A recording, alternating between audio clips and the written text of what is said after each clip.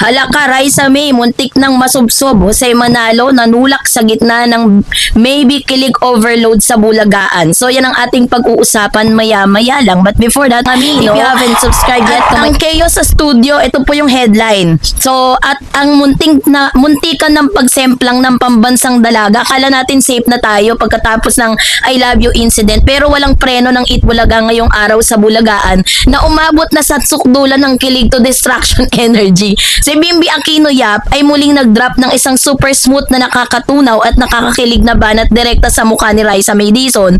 Pero ang totoong dahilan kung bakit nag-viral at nagkagulo ang buong studio, hindi lang dahil sa banat ni Bimbi, kundi dahil kay Jose Manalo. So para maunawaan ninyo ang panoorin ninyo ang video clip na ito.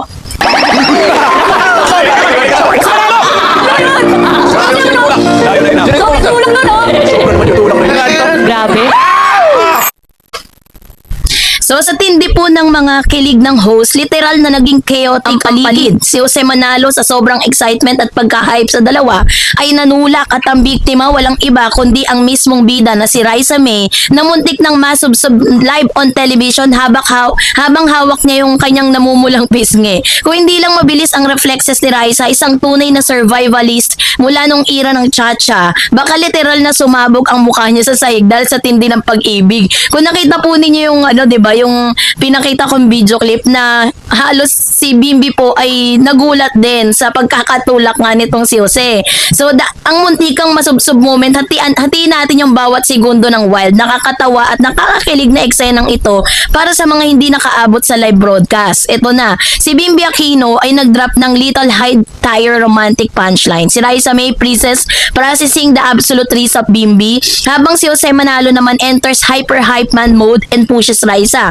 Si Raisa naman loses balance, redefine physics, and almost hits the floor, and the Dabber Cats form a protective wall of supportive screaming. Yun po yung ilan sa mga nakita natin. No, ang banat na may kasamang Reese mula kay Bimbi, hindi natin alam kung anong vitamins ang ininom ni Bimbi Aquino, pero ang kanyang Reese or romantic charisma ay nasa ibang level. Sa gitna ng Bulagaan ng tinignan niya si Raisa May, alam mo na may paparating na dilubyo ng kilig. Ang banat niya ngayong araw ay hindi lang basta pa-cute ha, ito ay may seryosong boyfriend material energy na nagpatahimik sa buong set ng ilang segundo bago sumabog ang hiyawan.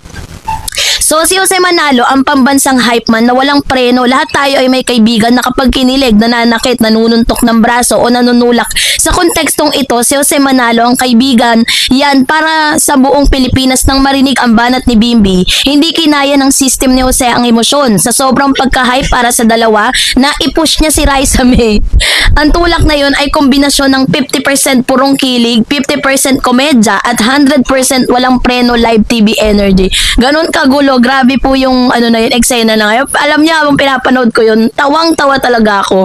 Yung pagsagip at sa paparating na pagsemplang nito, no, nang matulak si Raisa, nagbago ang genre mula sa romantic comedy tungo sa action suspense. Muntik na siyang masubsob ng tuluyan, kita sa slow motion replay, pag-struggle ng kanyang mga paa at ng panatilian ng balanse habang ang kanyang muka ay halo-halong expression ng gulat, 'di ba? At kilig at takot na mayakap sa sahig sa Eat Bulaga o kaya naman talagang napunta siya doon sa audience. Salamat sa gravity at sa mabilis niyang reflexes na natili siyang nakatayo bagamat tawang-tawa at pulang-pula ang mga muka. So dahil dito ay kitang-kita po natin yung pambansang system Dabber Cats all out para sa Maybe. Bukod sa nakatatawang muntikang pagkasubsob, ang pinakamahalagang aspeto ng segment na ito ay ang reaksyon ng buong Eat Bulaga family. Ang tinatahak na journey ni na Raisa May, Bimbi ay hindi lang basta joke, ito ay nakakakuha din ng all-out support mula sa mga nakatatandang Dabber Cats. Ang auntie at uncle energy ng mga host, sina Tito si Vic Soto, Joey De Leon, Alan Kay at Wally, at si Jose, wala pala si Wally, ay parang mga tito at tita sa isang kasalan na tuwang-tuwa kapag nakikitang nagbibinata at nagdadalaga ang mga paborito nilang pamangkin, 'di ba?